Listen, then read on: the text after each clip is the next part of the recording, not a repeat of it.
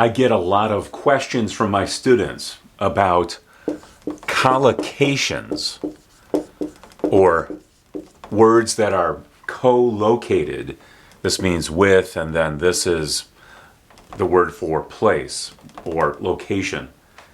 Collocations are combinations of words. In English, many words naturally go together. This is based on years and years of people speaking the language or using particular words together. You do homework, or spend time, or eat fast food, or fall into a deep sleep. All of these are examples of collocations.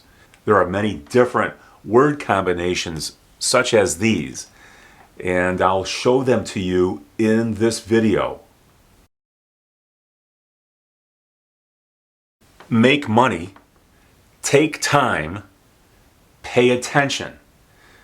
These nouns are all non-count nouns. Notice there's no article after the verb. But in these examples where there are count nouns, then an article follows the verb and then the noun. Make a mistake. Or if it's plural, you can simply say make mistakes. Take a break, or if it's plural, take breaks. And then pay the price, or pay the prices, or you could eliminate it and just say pay prices. Can you see any examples of collocations in these sentences? They hope to make money on their investment. It's right here. Make money. It takes time to learn another language. Take time. And in this example, students have to pay attention in class. Pay attention. Common mistakes with collocations often include putting an article where one does not belong. For example, in any of these, you might hear a student put an article right here between the verb and the noun. Sometimes that's okay, but not when it's a non-count noun. They hope to make money, not make a money. Or it takes time to learn another language, not take a time. In these examples of a verb and a noun, we have count nouns. So there are articles after each of the verbs and then before the noun. Don't be afraid to make a mistake. Make a mistake.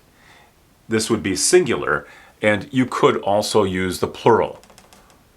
Don't be afraid to make mistakes. I told my students to take a break. I could make this plural, but I think I'll just leave it as it is because this is how my students often hear these two words together. Take a break. We all pay, I forgot the verb pay in this example. We all pay the price when our leaders make mistakes. Pay the price. You'll actually see two collocations here. Pay the price and then make mistakes. We all pay the price when our leaders make mistakes. The verb have is often used with food and beverages. Have coffee, have tea, have breakfast. I've often heard my students use the verb take instead of have. So in American English especially, I would not use this word, instead use have. And then for food, lunch, dinner, and this would not be food, but it could be, use make. Make lunch, make dinner, make a mess. These are words that are often used together. In these examples, there's an adverb and then an adjective. These words go together. You'll often hear them in spoken English. When someone is sorry, for example, you could say very sorry or terribly sorry. I'm terribly sorry. Extremely tired. Here again, you could use very, but when a person is very, very tired, this adverb is often used before the adjective. Extremely tired. Notice also, if you haven't already, that these adverbs all end with ly. Absolutely right. Or you could do the opposite and say absolutely wrong. Completely wrong or absolutely wrong. There are many different possibilities here when talking about being right or wrong.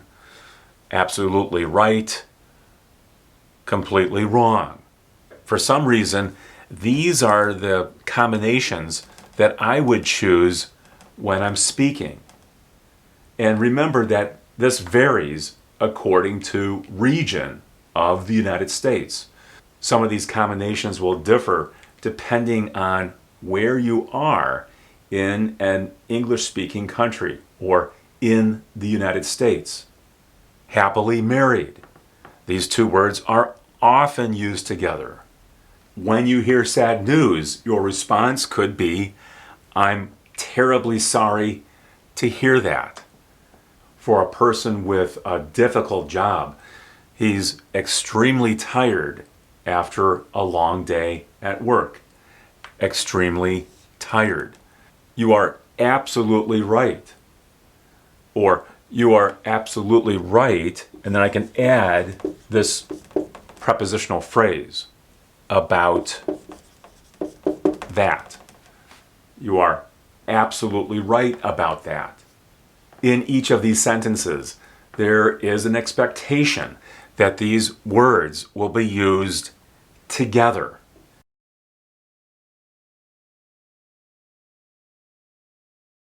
And it does depend on in which part of the United States you are in, or in other countries. In other countries, these combinations might not be used, but here, where I live, they're fairly common.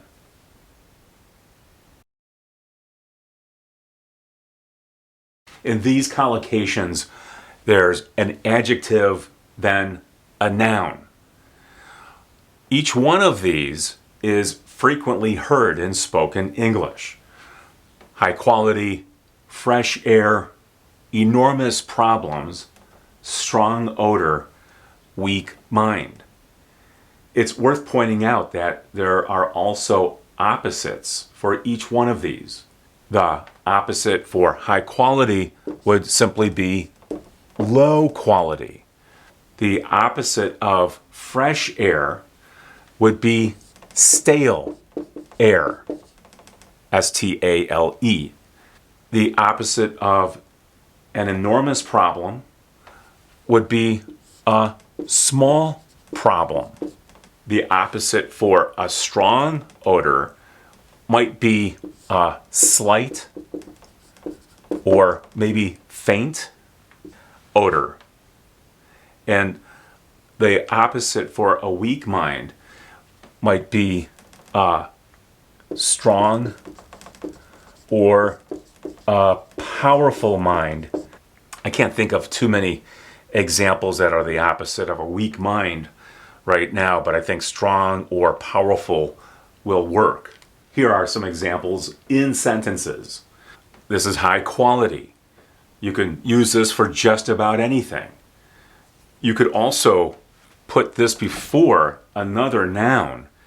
So here is a noun, and then here is the adjective, but we could put the word product here, and then that would require an article. This is a high quality product, or a very high quality product. I can add this adverb, then the adjective, then this noun, and then another noun. These two words would probably be hyphenated because now they're functioning as an adjective. This is a very high quality product. Open the window to let in some fresh air. Here's the collocation, adjective, and then noun. Notice also that we use let in, this verb and then preposition together, which form a phrasal verb. These two words are often used with fresh air. When you open a window, open the window to let in some fresh air. They have enormous problems with their apartment. Enormous problems. You could use a different word.